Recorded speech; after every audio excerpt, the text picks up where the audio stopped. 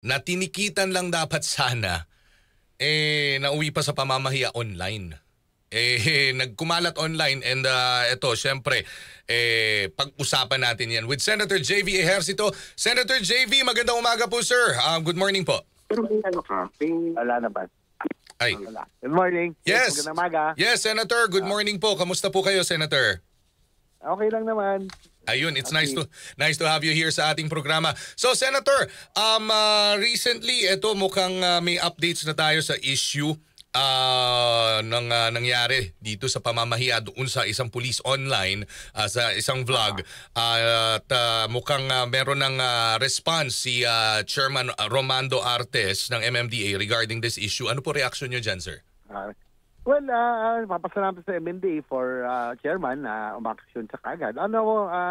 Kasi unang-una, hindi wala akong personal natin against sa Gabriel Go, no? Pero I commend his passion, no? Kasi alam mo, nag-mayor din ako, napakahirap ang magdisiplina sa kalye talaga. Talaga naman totoo, maraming pasaway sa kalye. Kaya lang, lagay natin sa lugar minsan, no?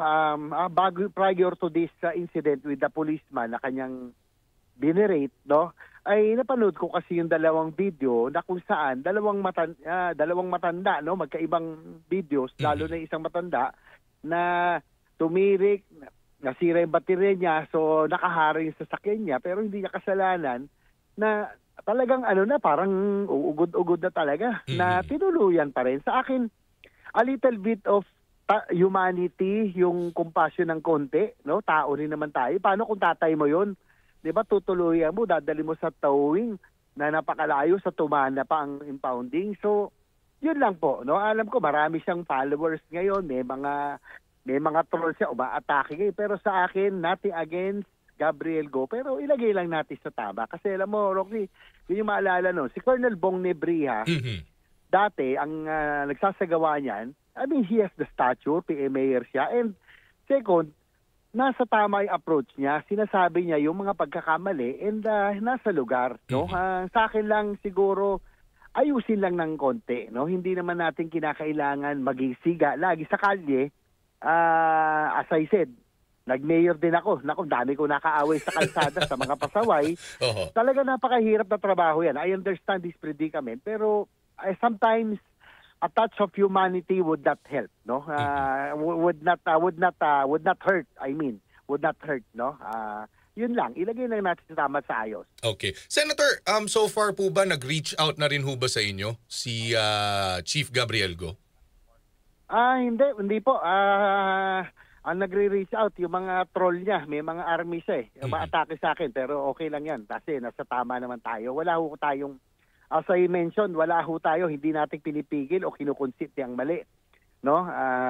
Naintindihan po natin yan na kinakailangan ilagay yung sa ayos lahat, pero ilagay lang natin sa tama, yung approach siguro. Okay. Senator JV, may iba naman ho tayo ng usapin, ano ho? Kasi I do believe, and nakikita ko po, bukod sa mahilig po kayo sa mga pagkain, dahil talagang inaantabayanan ko kayo sa Let's Eat Pare, siyempre, nagmomotor din kayo. Ngayon, nagra-rides kayo. One of the things na nakikita ko po, siyempre, you advocate safety and of course, yung lamig ng ulo sa kalsada pag kayo nagmomotor.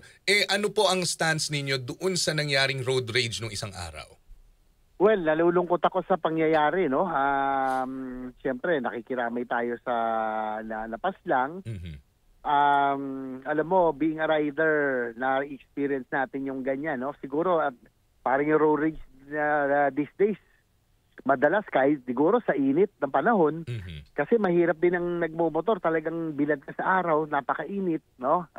Kaya, may mga instances na dapat let go na, kumbaga hinga na malalim tapos pabayaan mo na kasi it will lead to bigger problems tulad ng nangyari dito, no, na siguro nagkagit-gitan lang, parehong may mali na umpisa. Nakita ko yung video, pinabol ng mga nakamotor, no, pinagtulungan. Ito naman si Fortuner, nanggigit-git din ng umpisa. At ang mali doon, ba't kinakailangan niya maglabas ng baril, especially gunman ngayon, na ngayon malaki ang problema niya, kawawa ang kanyang pamilya, no, lalo na yung anak, yung tinamaan pa niya yung kanyang partner. So sometimes you just have to let go of these kinds of mga petty na away sa kalye kasi mas malaki ang problema pag ayan, may tulad sa isa may napatay pa. Unfortunate, no, na may nangyaring ganito. Pero sa akin, konting pasensya lang sa ating mga co-riders. Ako, biker, nararamdaman ko rin minsan yung nabubuli ka, nagigit-git ka, pero, di ba, not worth it makipag-away sa kalye. Minsan, hayaan nyo na lang, let go na. So, Senator, syempre ano po ang pangkalahatang mensahe nyo sa mga tagapakinig natin, lalo na yung mga mahihilig magmotor at syempre, minsan talaga hindi maiwasan yung sitwasyon na ganito. Anong maiiwan yung mensahe sa kanila? Ano lang, konting pasensya, mas maging pasensyosyo tayo dahil nga sabi ko nga sa init ng panahon ngayon dapat mas lalo tayo magbigayan, no? Iwasan na natin na umiral yung init na ulo o yan ang pairali natin. So ano lang, a little hinga lang na malalim tapos let go na para hindi na tayo magka-problema. Okay. Thank you, Senator. Now, Senator, last, one of the things na balikan natin yung kay Chief Gabriel Go. Tell us something about dito sa complaint affidavit na sexual harassment laban sa kanya. Ano nang updates dito? Nag-reach out sa akin yung victim, former MMDA traffic enforcer, lady enforcer, na sabi niya na parang hindi umusad yung kaso niya at at the same time, siya pa yung na-terminate nung huli. No? Na nakakaawa naman, di ba? So, dapat itong i-address din ni Chairman Artes. Bakit naman ito pa yung complainant ang nawala? So, kailangan patunayan din po nila yan. Hindi po ako naninira. I have nothing against Gabriel Go, as I mentioned.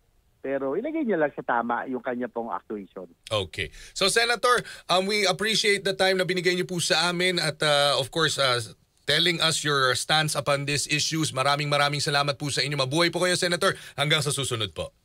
Salamat. Mabuhay. Ayan po si Senator JV Ejercito at tayo po'y maghahanap buhay. Oras natin 9:32. Usapang trabaho.